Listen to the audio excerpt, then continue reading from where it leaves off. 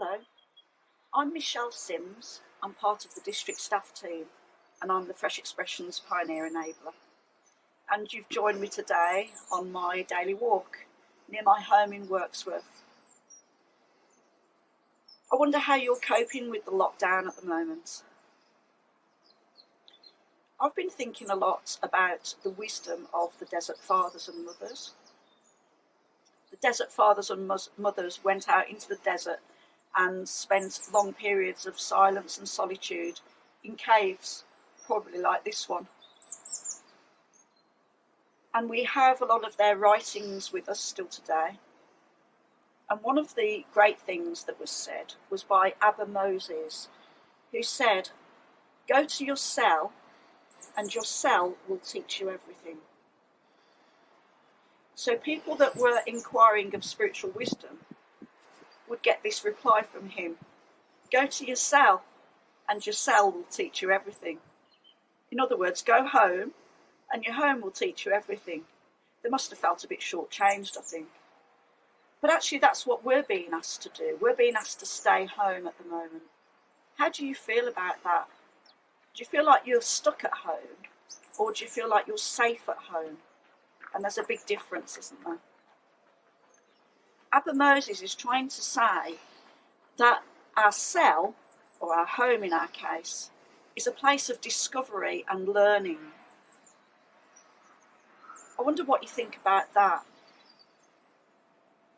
It's a place where we could be spending time listening more attentively to God and dwelling deeper into our relationship with Him and all that He wants to show us. Thomas à Kempis, in The Imitation of Christ, said, "Every time you leave your cell, you come back less a man." So this idea of solitude, silence, contemplation is really important in the wisdom tradition. It's about paying attention to ourselves, to God, and the world immediately around us as well. So where is your cell? Go to your cell, and your cell will teach you everything. I want to show you something else, so come with me.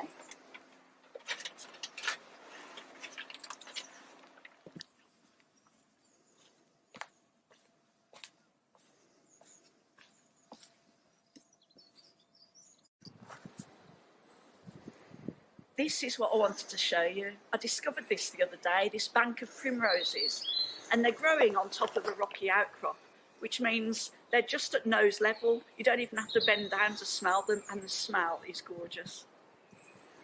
I think it's really important that we don't miss out on what God's trying to say to us and teach us at this time of pandemic and of lockdown.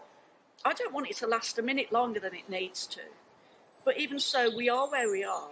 And it would be a shame if we didn't dwell deep with God at this time and find out what He wants to say to us as individuals and as churches and as communities.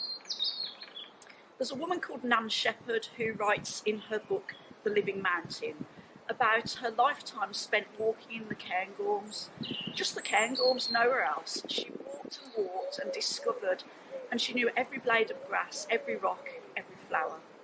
And she said, "One never quite knows the mountain, nor oneself in relation to it. However often I walk on them, these hills hold astonishment for me. There is no getting accustomed to them." That inspires me with a sense of there's more and more and more that we can know about God and about ourselves in relation to Him.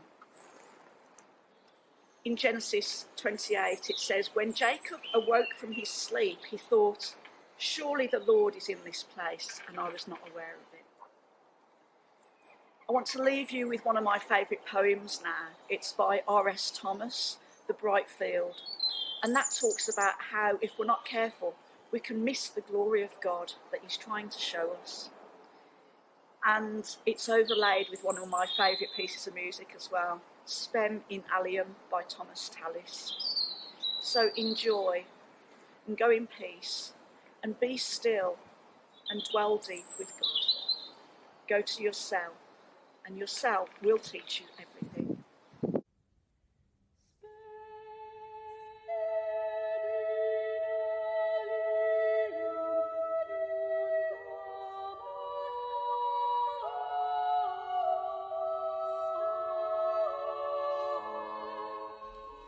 I have seen the sun break through to illuminate a small field for a while, and gone my way and forgotten it.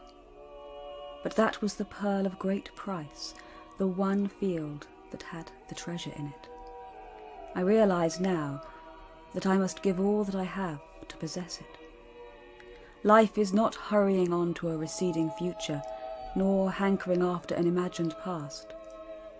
It is the turning aside, like Moses, to the miracle of the lit bush, to a brightness that seemed as transitory as your youth once, but is the eternity that awaits you.